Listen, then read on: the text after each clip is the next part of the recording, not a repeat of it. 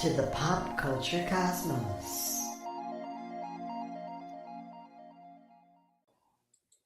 And we're back with another episode of the Pop Culture Cosmos. Gerald Glassford, come right back at you here for the Pop Culture Cosmos. 500 episodes, and I finally figured out how to do that right, Josh.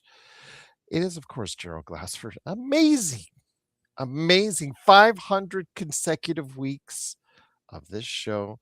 Hopefully, you have been along for the ride for much of the way, even if you are new listeners and viewer. Glad to have you here. It's Gerald Glassford, along with my good friend Josh the Great Peterson. So go ahead and make sure you like and subscribe. Give those 5-star reviews. We've gotten quite a few of them over the years, and we're very grateful for them. Plus, if you're a radio station, I'm going to give a shout out throughout the show to all the radio stations that have, or at least many of them. I'm going to try to get many of them. I have a list here of thank yous to not only the people and also as well the radio stations that have played this over the years. So cannot thank you enough for supporting us. And again, if you like, subscribe, 5 stars, whatever you can do to support us here at the Pop Culture Cosmos, it is sincerely appreciated. But it wouldn't be a Pop Culture Cosmos without my good friend indeed. He is the mastermind behind so many great ventures over the years, including Humanican Media, also as well, of course, the Plucky Gamer, the Happy Hoarder, and so much more. He's got so many great shows under his belt, and I'm looking forward to doing, many, many more. I don't want to go ahead and put a number on how many more. So many, many more shows down the lane if we can. It is my good friend. It is Josh the Great Peterson. What's up, man? What's up? Did you ever? I mean, honestly, like 500 episodes was never like a thought on my mind. As always, like when we started this thing, is always just okay, what are we gonna put into this episode? What are we gonna put into the next episode? And it was never like I never paid attention to the numbers until we started surpassing like in the hundreds, and you're like, oh, okay, well now this is becoming something. But yeah, 500 episodes. What, 10 years? Is that No, about 10 right? years we hit in August. That's a special show. 520 is when we hit 10 years. And that's going to be a really show that you and I go into depth on a lot of things on that one. And hopefully we can get more involvement from people who've been a part of this show throughout its history, as well as far as their thoughts on what's gone on through the 10 years of pop culture. But we're going to have some thoughts on that today, plus some latest news and gripes that we have on certain things, PlayStation. But we'll go ahead and make sure we do that. But I wanted to first thank everyone for, again, listening to us and watching us over the years. It has been truly a great ride when we talk about what's going on. But first thank you goes to you, Josh, for when we started doing this as far as part of the Game Source podcast, those whining days of that, I said, let's try something new. Our conversations went to not just video games, but all over the spectrum, as far as TV, as far as film, as far as all throughout the broad spectrum of pop culture. And when I said I thought we should try doing something different and try to go ahead a different angle, let's try this into a radio show, a clean cut radio show. I'm just truly thankful and blessed that you've been by my side all this way. Yeah, man. Well, I mean, you were the director. I was just a passenger slash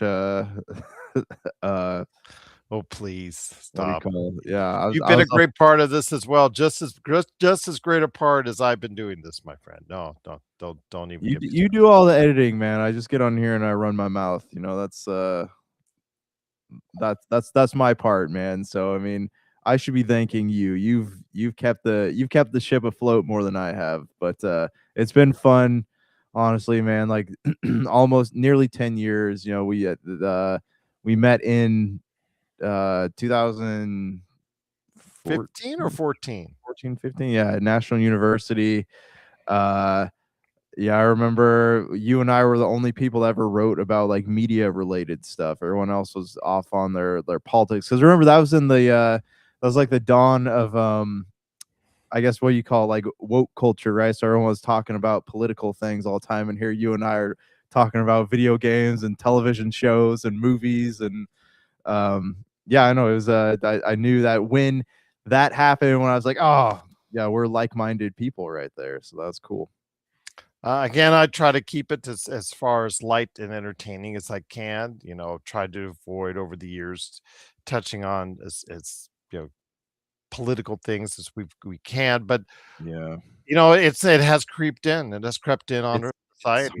yeah, it's hard because it touches every aspect of pop culture now, though, too. Very rarely everything. Even watching like Daredevil, like I started watching Daredevil last night, and it's crazy. And I don't have an issue with it. Like I think that art should reflect some of the things going on in the world, but it's always there, right? Because like even like I started watching Daredevil is an exact mirror of like what's going on with like the ice raids and things like that. So it's interesting. There's not a lot. You don't get a lot of stuff like The Mummy anymore, right? Where you just like sit down and it's a popcorn flick. You watch it. There's no politics or anything involved. It's just there for your entertainment. We don't get a lot of that anymore. No, we don't. But I am glad to have you along for the ride, and I wanted to go ahead and give a special thanks right after to all the people who've been on the show as far as in a major way. So I wanted to go ahead and give a shout out to obviously TJ Johnson, who's been such a great part of what we're doing now. Jamie Monroy, and Jamie, if you're listening, you can pop on. I gave you the link, man. It's in one of your Facebook DMs. So if you want to stop on by, you're more than welcome to. Jamie's been a great part over the years. Marcus de la Garza, who hosted the PCZ Multiverse for several years. I just wanted to thank him. Melinda Barkhouse Ross, she has been also a host on this show several times, in fact, years actually as well. And her and her husband, Robbie Ross, have been gracious with their time that they spent. Robbie Ross, especially with his Warhammer 101 series that I produced on there. And then, of course, also as well, Ben Arnault from Australia. He has hosted the Cosmos with me on occasion and stepped in, and I've been grateful for his time and energy that he gave into it. I look forward to speaking to him again, especially with Mandalorian and Grogu coming out. And then, of course, John Orlando, who him and I still once a month touch on the state of pro wrestling with. So my first thank you goes to them, and I'm going to be thanking stations and hopefully others as well throughout the broadcast as well. But did want to go ahead and mention them. They've been actually on the air with me a great amount of time. All the guests that have stopped on by, and then Rob McCallum and Jay Bartlett, who've also, especially in the early days, really helped out as well. I want to give them a big thank you as well because they're doing some things with SNES Quest as far as it's concerned, a sequel to Nintendo 64 Quest, a sequel to Nintendo Quest. So I'm grateful for their support over the years. Had a chance to talk to Rob yesterday, and glad things are doing well with him, Josh. Good. Yeah. I mean, and like the radio stations too. Like, what was the first one we got on was John's podcast radio network, right? Yes, John Sweeney. Big shout out to John Sweeney as well for the podcast. I remember we were the number 1 and number 2 shows with our Monday and Friday shows.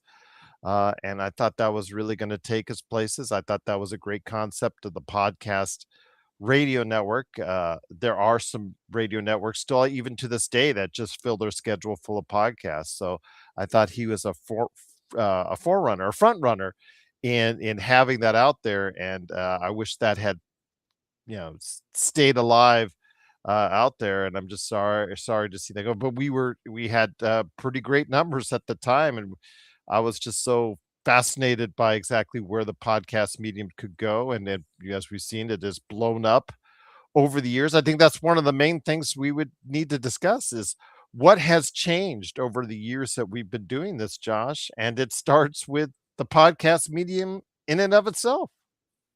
Yeah, absolutely. What's funny is also like let's a huge shout out to the great beyond, right? To our friend Buddy Gold. Like, Yes. you've been a big part of it too. But yeah, it's we've had a lot of people helping us out along the way, man. It's been quite the journey. Also, like on the other side, right? We got Brian Wegner and Chad Smith and Big Dog and who else? Denial and a bunch of other people, man, who've been in our community of podcasts for a while. DJ Plasma, who Yes, that's right. absolutely, he created what we adopted as the Pop Culture Cosmos theme for all of our commercials, and actually throughout, if you're listening to this on podcast format, you're going to be listening to some of our ads that we've been playing over the years that have some of our greatest moments, like Josh when he forgot he watched The Last Skywalker. Yeah, that's that was classic. So yes, that will be played throughout the show. So hopefully we can look forward to that as well. Kel Miles, who is on probably one of our largest stations, KBOG, as far as it's concerned, that they were just tremendous supporters of ours, and I cannot thank them enough for the time that they were allowing us to be on their air as well. So yeah, we were on at one time over 75 different radio stations, digital or small uh, air stations, over the air stations. So I'm just grateful for the opportunity, and we're still on a few of those stations today. I wanted to give a thanks to Sword Radio. Sword Radio has just been, they just download our stuff each and every week, and I'm just so grateful for it. Shout out to Robbie Hunter as well, the Robbie Hunter Show, Paisley Radio. Those guys are great as well. You've been just a tremendous part. Each week, you just download our files. You download our files and play our shows each and every week, and I'm forever indebted to you and all the other radio stations who play us as well, Josh. Yes, amen. Amen, indeed, my friend. Yeah, and honestly, man, like we're it's just been, I don't know, like this. My life has gotten like chaotic. I don't get a lot of time to just, and I sit there and talk to my wife about like pop culture stuff, and she could care less most of the time, right? Like this is so, it's nice to be able to get on here, and I'll admit every once in a while, like we get into the weeds with like things I know absolutely nothing about. So I learn stuff from you, but also like it's nice just to have an outlet, and then like I sit there and I'll watch something like a Guy Ritchie movie or some sort of like Dragon Ball show and Gundam or whatever, and get on here and I can talk about it, and actually have somebody listen. So it's been fun, man. It's been good. I have learned from you. In fact, my love for anime came from you, man, as far as, because I told you for years on this show how I was like, you know what? Starts and stops with Akira right there. Can't get any better than that. But I realized, you know what? I was only shorting myself because you kept talking about it on the show. I said, okay, well, then I guess I got to go and delve into it. And since then, I have found so many different outlets in the world of anime that have brought me joy. And I'm forever grateful for introducing that to me as well. Yeah, man. It's been, like I said, it's been mutually fun, I think. Absolutely. And I know this show may not be the greatest as far as for you guys out there, because we're not touching on a whole bunch of topics for today's show, but I just wanted to go ahead and just get this opportunity to thank people and go down memory lane. But there's one thing I wanted to go ahead and discuss. I know that you had it a little bit set up, was that the fact is we had it, our biggest disagreement. So if anybody ever asks us what our biggest disagreement was on the show, because you and I, we when we have slight differences of opinion, we have different opinions sometimes, but we have slight difference of opinion. We seem to veer off very infrequently as far as it's concerned. When we both think something's bad, we both think something's bad. When we think it's good, we usually think it's good. Sometimes we think like, okay, you'll think it's a little bit better than I do, but we'll think it's like okay. And then there's King Arthur, Legend of the Sword. Uh, and I actually watched those episodes, and I cringe at myself back then when I do, because some of those older episodes, including especially the first one, if you go and listen to the first one on the air, that is just like cringeworthy as far as what I put out there. Oh my God. Yeah, I don't even go into it, but our biggest disagreement, and I can't even say, I was going to play it actually on here, but it actually, you were you're so dang polite sometimes, you just said, okay, you're wrong, Gerald. I just will tell you you're wrong. Tell me what you need to say, and I'll just tell you you're wrong, or I'll agree to disagree. It's like we didn't even actually have an argument on the air. That's how good you've been over the years, my friend. It's like I know you were mad, and I also know you were mad at the critics of what they did for it. My thoughts have not changed on the movie, but I will say this: you had some interesting information that you wanted to share about one of our biggest disagreements on the air in regards to King Arthur: Legend of the Sword, and back in 2017, by the way, just to let everyone know. Okay, so yeah, this was interesting because I mean the timing of it was like perfect because I've been listening to a lot of like a lot of podcasts lately, right? And I listen to ours too. Okay, ours is always the first one I listen to each week, but um on this podcast, it's the Danny Jones show. I don't know if you've ever heard of that, but he was on he was on Joe Rogan. He has his own show where he talks to all these guests about I guess like UFOs, UAPs, government conspiracies, things like that, and how consciousness works. It's really like interesting, and not all of it's true. A lot of people on there, it's all guess could be like guesswork and stuff. Anyways, what the one episode I was listening to, this guy came on, and they're talking about the some of the stuff mentioned in like the Epstein files, right? Like the dark rituals that some of these people do, and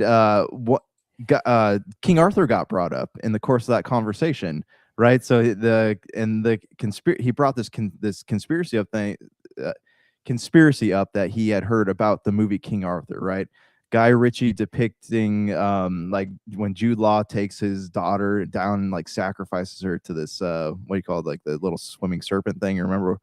And he says that he was like, that's what these people, these like celebrities or elites or whatever have been doing in like these ritual things. And he said, and Guy Ritchie depicted that happening and they punished him for it. He said they sabotaged the movie. And I don't know if it's true or not, but it's just the timing of it. I was like, whoa, I guess that maybe not, but like I guess that would kind of make sense a little bit. It's all conspiracy, right? Nothing's true or nothing can be proven, but it's just makes you think maybe. I don't know.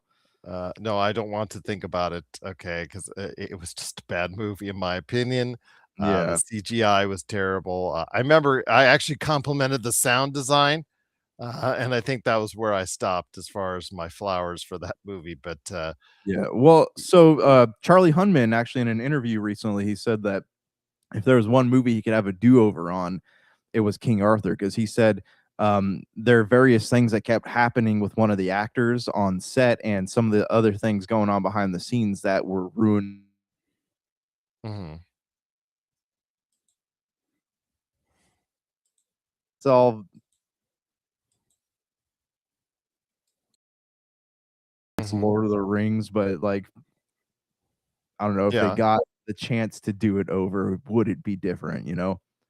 absolutely. So again, if I've ever upset you over my thoughts on King Arthur, I want to apologize on the air. But I You're good, seriously man. doubt that any conspiracy theory can be drawn up over such Yeah, like I said, a it's all movie. conspiracy theories. It's all just like I've never heard King Arthur brought into a conspiracy theory though. So it's just the timing of it was really interesting. Like, oh, I got the first thing I thought I was like, I need to call Gerald, and then I text you, and then you're like, oh, let's talk about it on the show. So I was like, all right.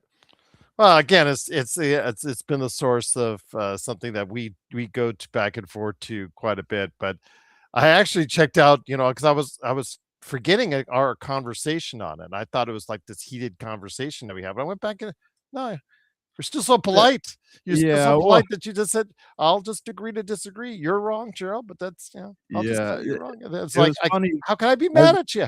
Yeah, I remember it. And I was just like, I'm clearly not going to change his mind. So this is just going to be one of those things where we're just going to keep going back and forth on it over the course of the years. And lo and behold, right, we've been doing going back and forth on it since 2017. I will say this though, again, I don't believe any conspiracy theories for it, but based off of how poorly that movie did for that year, because there was such a high budget attached and it did so poorly at the box office. If it does help the numbers all these years later, I guess, then anything to get it going. But Guy Ritchie's just saying, you know what, I didn't put it in there. Probably he's probably just saying, whatever you want to go ahead and do at this point, just watch the movie. Yeah. Just watch the movie. And honestly, it didn't hurt his career at all. I mean, that guy's probably one of the busiest guys in Hollywood. So I Yes. mean, whatever. He shoots a lot that these days, though. He hits and misses. He's got some hits, got some misses, but he just stays active. So he's okay. Yeah. This one didn't do exactly what it needed to do at the box office, or didn't get the kind of streaming numbers. I'll just go on to the next one, and then the next He one. So, yeah.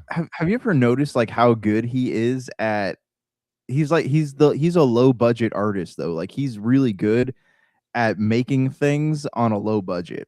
And so like when his movies are profitable, they're profitable, right? But when they're not profitable, it's not like he doesn't lose that much money in the process of it. No, that's why I think that he finds work, whether it's success or not, is because of what he does behind the scenes to make things on a budget and very timely. So I give him credit for Yeah. that. But like I think the latest was his Young Sherlock Holmes deal as That far as was actually really good. That was on Amazon Prime as a show. It's actually yes, pretty yes. decent. So again, our argument, quote unquote, over King Arthur, Legend of the Sword. I just went back in time. It's right there, but I think it's Pop Culture Cosmos number 38. If you want to check it out. But again, I cringed when I watched this back then, but it's great to see where we've come from where we were before. And I'll just leave it at that, Josh. But great to have you here. Wanted to go ahead and thanks so much again to everyone for being a part of what we're doing. 500 weeks of pop culture.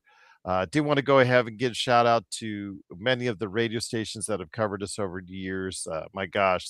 And like I said, there was a list of over 75, but I'm going to go by days. The Hit Network, Mile High Radio, Croc Radio, Lime City Radio, IP Nation Radio. They still play us to this day. So I'm really grateful to those, and give a big shout out to IPM Nation, Middle George Radio, J Parker Radio, Star Hit 1 FM, iRadio USA, Ambron Radio, Lime City Radio Network, Long Island News Network, and 101.2 The Mix. Just we'll start with there, my friend. But yes, just such a great mix of places that we've been on over the years. Just cannot thank you enough for supporting us. The Tangent Bound Network, Oh, I so many, forgot about them. Yeah. Gonna Geek, everybody's been great in supporting us on all the different outlets. And again, I will try to mention as many as I can over the course of the next few minutes or so. A Wave Community Radio, Radio is Awakens, Good Talk Radio Station, Discover Community Network, Smooth Living FM, Middle Georgia Radio, Crooked River Radio, Gray Cloud, just so many. The I-95 Sports Radio and Podcast Network, Gray Cloud Radio. Yeah, just Salt Radio. I remember Small Salt Radio, WZQR. That's a low-powered station, over the air station we were on. Radio Wacom, Pulse Talk Radio, Smooth Living FM, just so many different places that we've been on, and I'm just so grateful for it, my friend. Yeah. Yeah. I mean, I'm sure a lot of people our voices have reached places that I never even imagined they would. And well over 300,000, I think, downloads. I stopped counting at 300,000 as far as it's concerned. So yeah, just so many hundreds of thousands of people have listened to our shows. Well, I remember during the pandemic, we were having some really huge numbers, and we were getting feedback as far as being a great source of distraction amongst what was going on in the world as well, my friend. Good. I'm glad. Yeah, that was a time, right? That was definitely a lot of. I think the way that we interact and consume media altered like fundamentally during that time. Absolutely. Again, also as well, wanted to go ahead and hit up as far as we were on hospital radio. That was great. Jubilee Hospital Radio in Gearsney. So Guernsey, I'm sorry. And then Sword Radio again. I wanted to give a big shout out to them. We were played heavily in the UK, Australia, Europe. In Asia, we were played a lot at one time. Yeah, just absolutely just some great places we've been played at all over the world. In fact, big shout out to Spotify, Apple Podcasts, the ESO network, Mike Faber, who is really a big supporter of ours. Yeah, just so many great different outlets, and I cannot thank you enough for supporting us right here, my friend. Variety different digital radio as well. And yeah, just so many different places that have played this. Discover Community Network. Yeah, it's just so many different platforms that have allowed us to go ahead and play. Although many of those they popped up over the course of the years, and they didn't have the kind of success that they wanted in a lot of occasions because everybody started a digital radio network and everybody got off when they Yeah, realized well, I was thinking about that actually.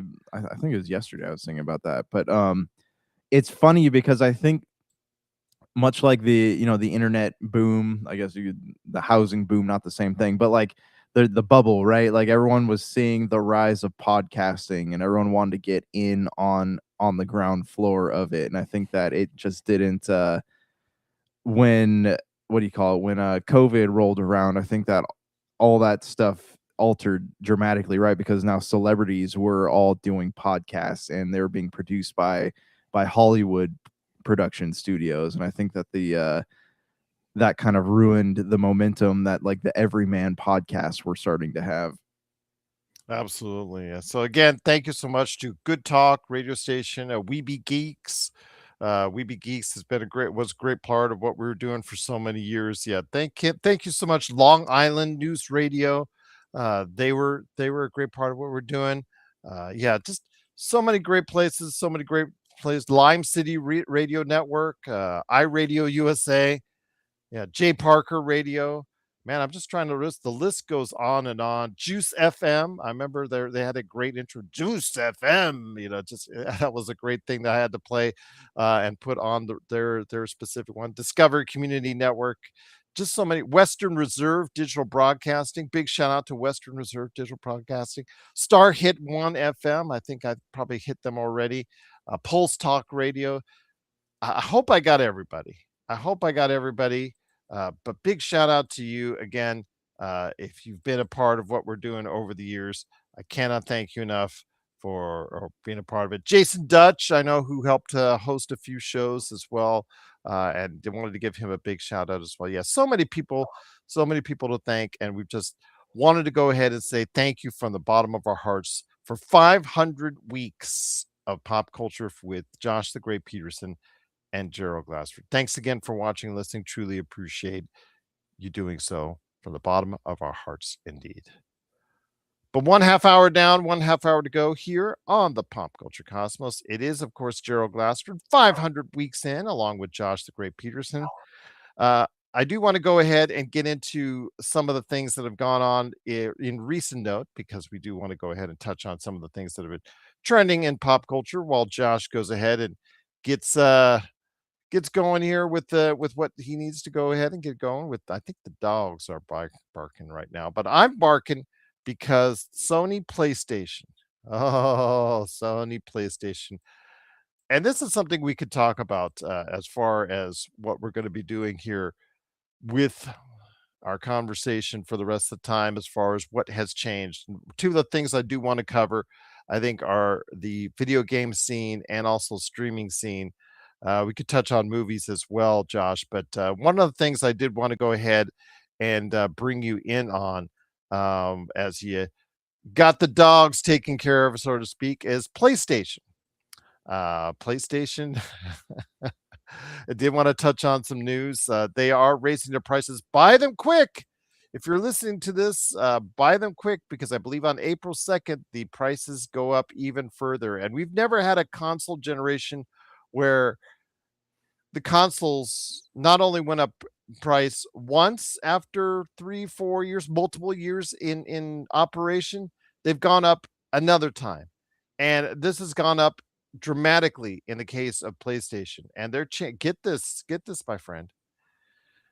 The basic PlayStation 5, the one with the Blu-ray built in, that is going to be a $650 price tag on April the 2nd. The digital version will be $600, and the PlayStation Pro $900. So with that, my friend, you know what? I just don't get it. I just don't know how PlayStation, they have lost me as a customer. They've lost this announcement.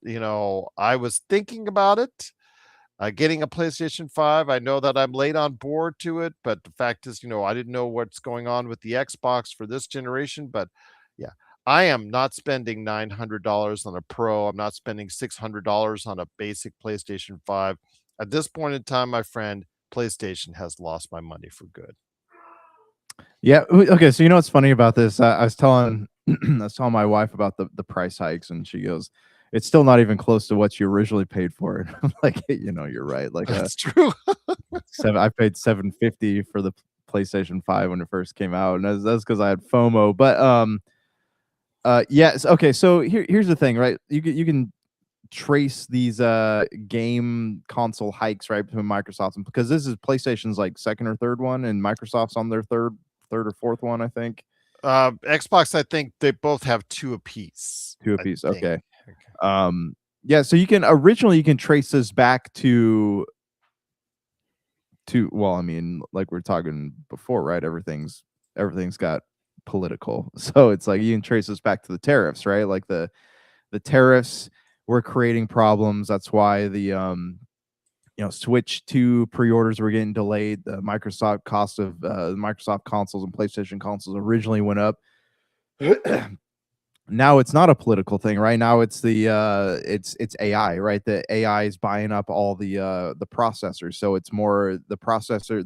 The cost of processors have gone, and graphics cards have gone way up. So, we're living in a world right now where these companies are trying to catch up with market pricing, and it's really coming as a boon to the consumer, right? Like we can't afford to, the gaming's put almost in like a completely new tax bracket now. Like we can't afford, like $500 was pushing it, right? Like it was pushing it when those were first announced, right? Like the new consoles, hey, we're doing this one's $500, this one's $600.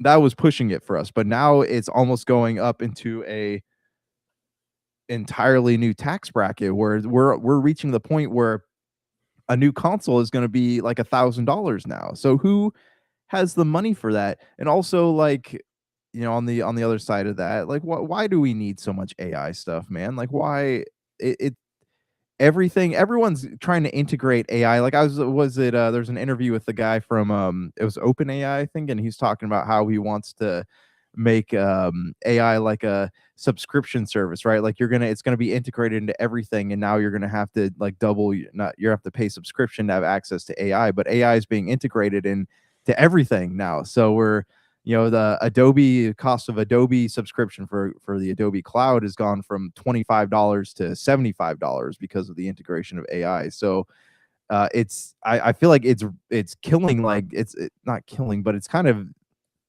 poisoning the market, right? For the consumer market, not just for AI stuff, but I mean for gaming. Like look at it's having a trickle down effect. So who knows what's going to happen now outside of gaming? Like are we going to see other things become more expensive too? Oh yeah, anything with a chip, because all the Nvidia and the chip makers of the universe are putting so much effort into AI.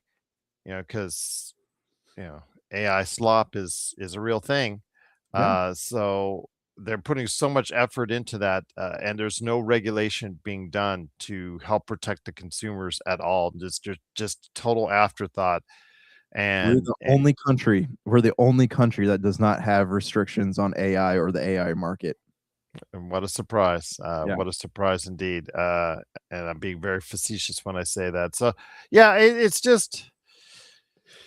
disappointing to see that where we are as far as AI is concerned, that we have not tried to regulate this industry to the point where you're still making things affordable as far as for consumers for everyday products, goods, computers, et cetera, because that price, of course, because again, anything relating to a chip might go up as well. So yeah, it's just all a pretty much a cluster at this point. And with PlayStation announcing just how bad this is, as far as where the price is going. So I Yeah. cannot say enough how bad this is right now because again, they've lost me as a customer. Any goodwill PlayStation has had from me, it's gone. It's out the door, man. It's just out the door. Yeah. Yeah, it's hard to tell. Like, I don't know what the manufacturing cost of a PlayStation console is. So like it's hard for me to say like, oh, you guys are just money hungry, but also like know your market. Like your market has traditionally been for years the starving college kids and adults who don't have a lot of money, because they have kids and things like that. So when you're pricing your consumers out of the market, then what?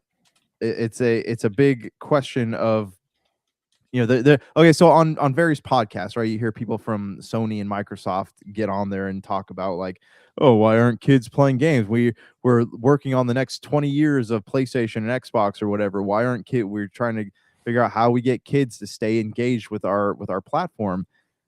Kids can't afford your platform, right? This is why we have so many kids don't play Final Fantasies anymore. They don't play Halos anymore. They don't play they don't get into these big story driven games or really anything console related unless like they happen to have had one already because they can't afford it, right? They can't afford the games, the $80 games. They can't afford the console, the $600 to $900 console. You even like if a controller breaks, you're paying $90 for a controller. Like everything is so stinking expensive. So it's no wonder these kids sit on computers all day and just play Roblox because they can afford to play that. It's a the answer is right there, but it's like, what do you do about it? Or Fortnite. Well, actually, they haven't been playing enough of Fortnite because Epic just laid off 1,000 people. So I heard about that. Yeah. yeah, I mean, but at the height of Fortnite for many years, I think Fortnite, as far as the tail for Fortnite, has been much longer. I mean, we're talking about Fortnite and Roblox in the realm of like Minecraft or World of Warcraft as far as the length of time that it's been Mhm. popular as a series. So I credit both of them. And, Call of Duty was a thing when we first started the show, and Call of Duty is still a thing, although I don't know. Do you think Call of Duty is still as much of a presence as it once was? No, I think Call of Duty. Everyone's given Battlefield a bunch of crap. They're like, oh, it's gonna Which sold fizzle. more last year, Josh. Yeah, right. But everyone's saying like, oh, it's gonna fizzle away like it always does after the first like few months that it's out there. People are still playing it, by the way. But Call of Duty is kind of gone that route too, though. I mean, you can still get on Call of Duty and find a multiplayer match pretty easily, but people aren't talking about it. Kids don't play like Call of Duty has now become something that's like adults play it, right? It's the kids don't get on these like big platform shooters anymore. They're just playing Roblox and Fortnite and whatever. But it's ironic too is that within Roblox, people are actually making versions of Call of Duty, versions of Halo, versions of all these games that are popular on the platforms. Yeah, the popularity of these big shooters are just not what they once were.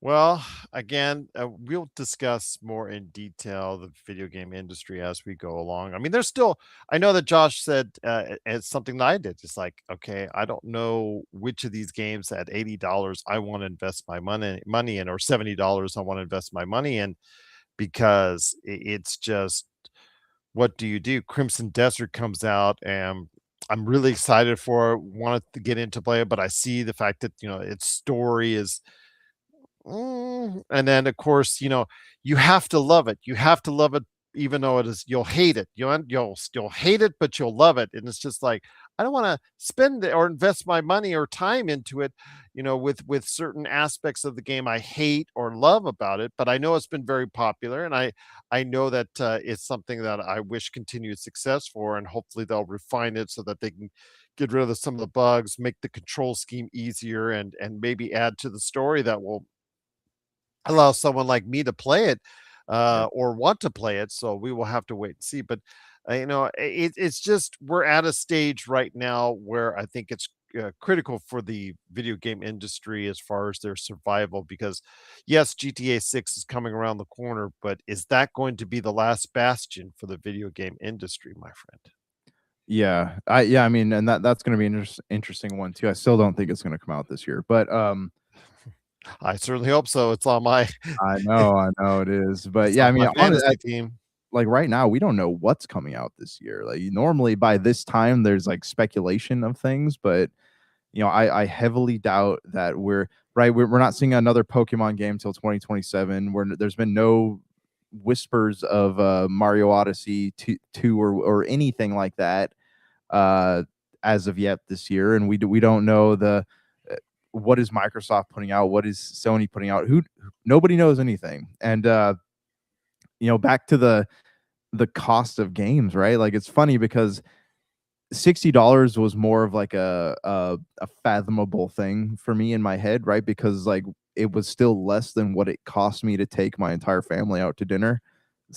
But now we've gone over that. We've gone over that. So it's like I'm now thinking like $80 here, and this is $20 more than what it costs for me to take my family out to eat somewhere. So then now I feel guilty for spending that money. So it's there's a lot of factors right now that are really, Brian keeps saying this. He keeps saying the gaming is in a really weird place right now, and it's we're kind of in a holding pattern to see if it's going to survive. Yeah, absolutely. And I think a lot is riding on the next Xbox and the next PlayStation more than we thought, because those two could be the continuance of a great line of consoles, or they could be the dead end for whatever's up next. Because Nintendo Switch 2, it's still selling, but it's not. They've already reduced the numbers as far as what they're going to produce this year based off Yeah. of sales. And I think as long as the price, like you said, stays high to invest in video games, a lot of newer, younger potential audience members may not want to get into it because of it. Yeah. I mean, and we're already in a the economy's already in a really bad place, right? So people don't have the money to just throw down on things like they used to. Like I even see it when I'm out, doing my collectible sales. Like people just don't spend money like they used to. So it's you got a lot of things working against you right now in terms of like video games. It's the high prices, the lack of expendable income, and really just like a lot of other factors that are going to be hard to get new generations of kids into playing these games.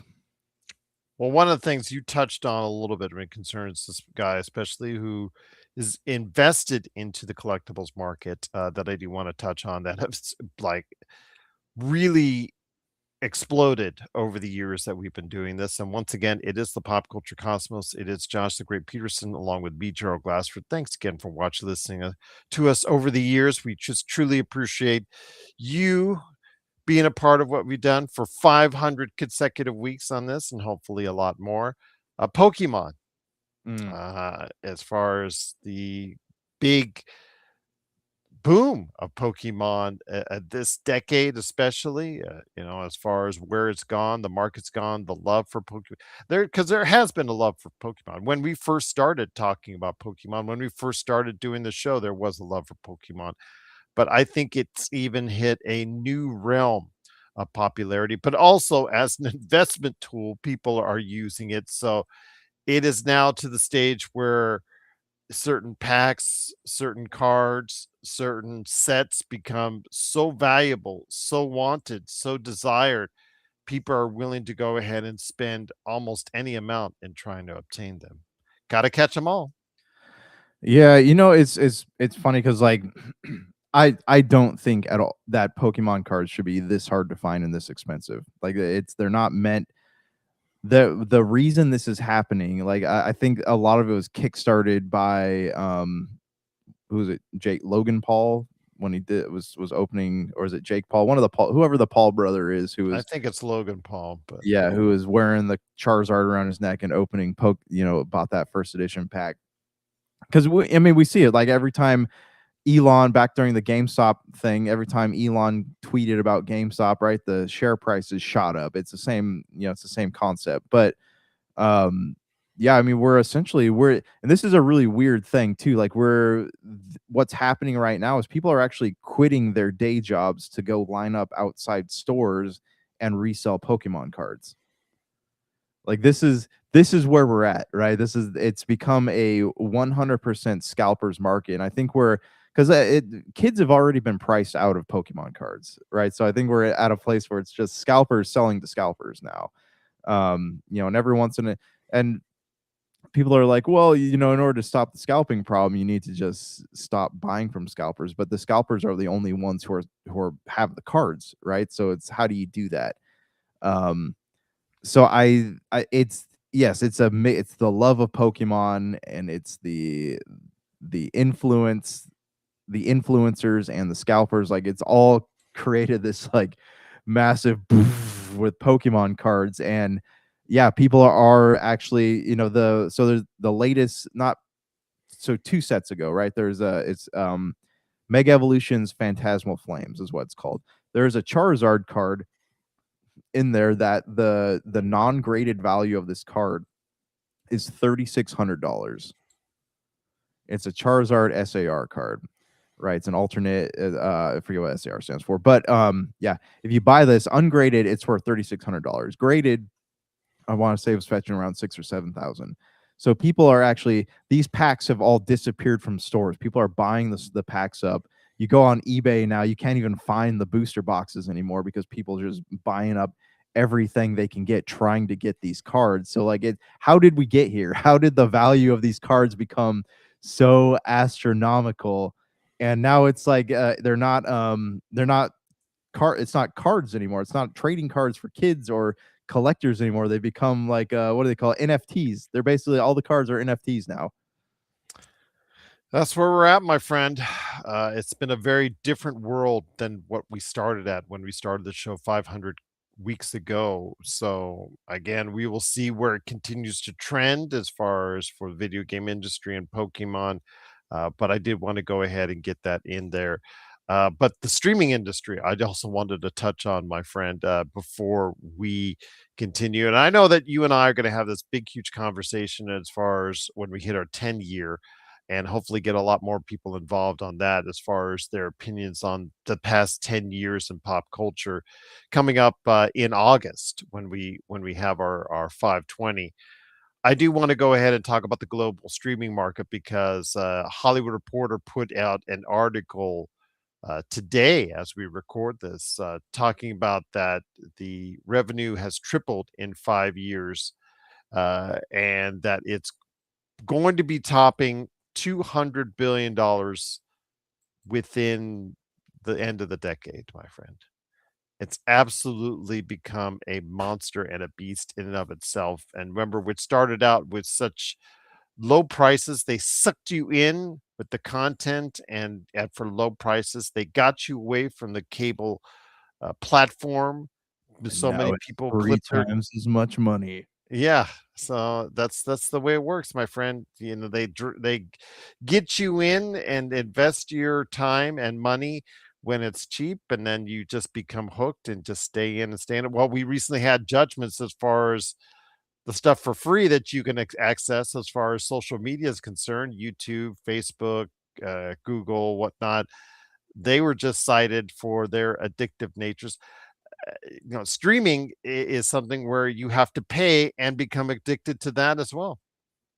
Yeah, I mean, I'm gonna be honest, man, and like I've never said this on the show, but I think all these services are very predatory, right? Like the Meta, Facebook, or sorry, Meta, YouTube, Google, Netflix, even all the streaming services, HBO Max, they're all very predatory because they know that people will just sit down and stare at these screens all day. They know that, and they take advantage of that. And also, with the streaming services, especially, like, they know that you can't go anywhere else to consume these shows. If something like Stranger Things, for example, right? Like, there's nowhere else you can go to watch Stranger Things, and they don't put these streaming services. Very rarely do they put out physical media anymore. So, like, the only way you can consume these shows is by subscribing and sitting in front of the couch and watching, or sitting on the couch, sorry, and watching TV. Like, they know it's a monopoly. It's very, like I said, it feels a little bit predatorial to me, like that, because you don't have a choice, pretty much. And with Netflix raising its prices to make things a little worse by $1 here, a couple dollars there. Sneaky. It's very sneaky indeed, but we'll see what happens. I'm expecting big things as far as price changes for Paramount, because you can't spend $111 billion on Warner Brothers and buy US, the UFC content, and spend all this money here and there, $1.5 billion to Matt and Trey for South Park, and not have to pay that and forward onto the consumers. So yeah, we'll continue to see what happens. I mean, I enjoy a lot of stuff. I enjoy the quality that I see with specific shows on streaming. It's not the whole gambit, but I enjoy the fact that I can see things in a format that I think is better quality than what I've ever watched on broadcast television, for the most part. And that's something I can say about the pluses of streaming. And I think that's why it's endeared itself, is because it's a step above cable and it's a step above broadcast television. Yeah, and you got more freedom to write stories that you want to write. You have the ability to push the boundaries on some things. Yeah, and granted, we've seen, like, in Game of Thrones, like, there's some things that don't need to have the boundaries pushed on, right? Nobody asked for that, but you definitely, there's a lot more freedom. The storytelling is better. But at what cost? Like, I guarantee you we're not seeing the last of these price hikes. So I mean, by this time next year, are we going to be looking at $35 to $40 a month? Like, we are really heading into it, because it's showing no signs of stopping. We've had numerous price hikes over the course of 1 year. So what's next year going to look like? Exactly. So we'll see what happens, but we will still be talking about what's hitting on streaming. And before we head on out, we would also want to mention the movies. But I know that COVID really impacted the movie industry as far as where it shifted to, as far as towards streaming. But the box office is coming back. The box office, to an extent, I should say. It's not 2018 or 2019 as we saw. Josh and I was doing the show, and the amount of people watching film back when we first started doing this in 2017, 2019. It's not at that point back yet, but there are signs of life. Project Hail Mary is now over $300 million. Worldwide. It is now a certified hit. It had a great second week, and I look forward to seeing how high this can go. I know that Pegasus 3 is, if in China, is now the leader at $600 million, but Project Hail Mary could come close to that. So it's a great sign. There's Mario Brothers, the Super Mario Brothers movie is coming out here in the not too distant future. That, in fact, at the end of this week. So that's something to look forward to there. And I think there's a lot of movies people want to go out and experience. So event movie watching is back, and I'm glad that the box office is going to be coming along with it. Yeah. I mean, it's good to see people going back to the movies, but will we ever get back to that time where they had indie flicks playing alongside, like, these massive movies? It's hard to say, especially with streaming, but it is nice to see there is lifeblood flowing through those movie theaters again. Like AMC, I don't know what's going to happen to AMC in the next couple of years, but, like, I go to the local Cinemark, and you go on Friday night, Friday, Saturday, Sunday, it's packed, man. So that's good to see. I still think there should be a better decision on where movies get allocated to. Should, like those indie movies you're talking about, or movies that you think may not do well if they're distributed in front of a box office, but could make a hit if they were sent to the right streaming outlet. I think that's what Hollywood has to do better as far as having to put movies out in theaters just for them to tank when it could have been a big, huge hit on a streaming service instead.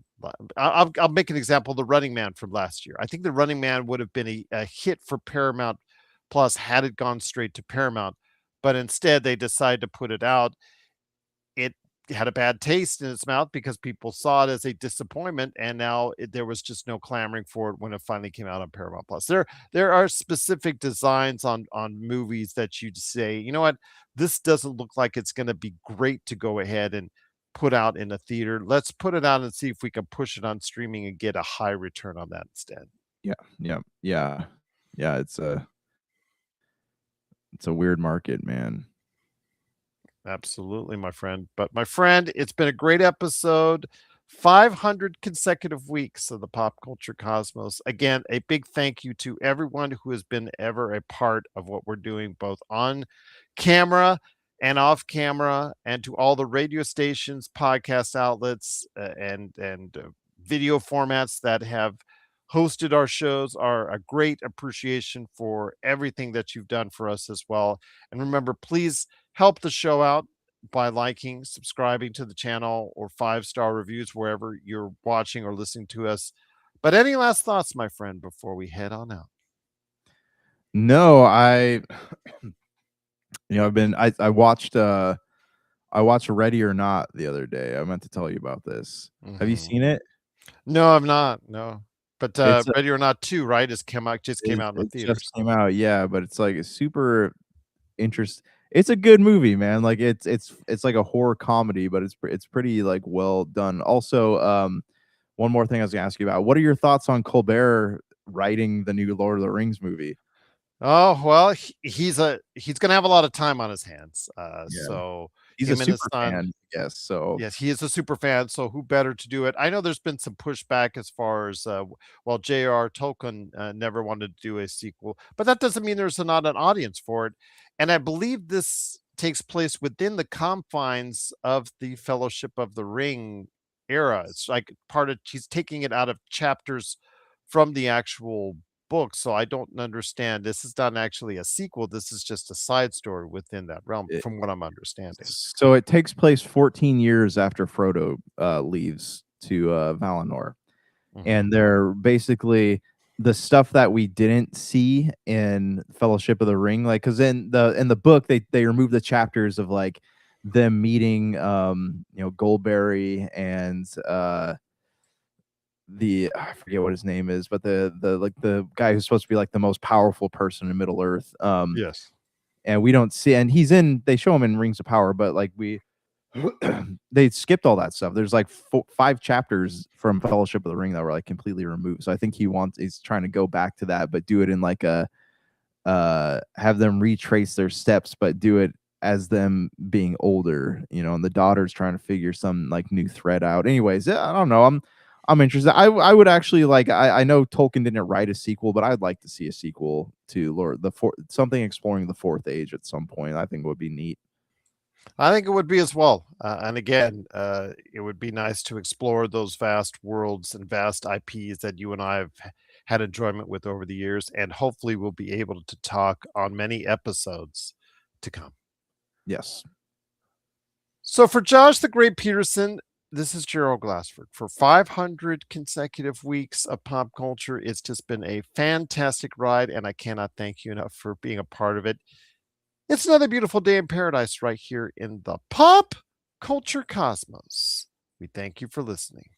And here's hoping you once again have yourself a great day. Welcome to the Pop Culture Cosmos.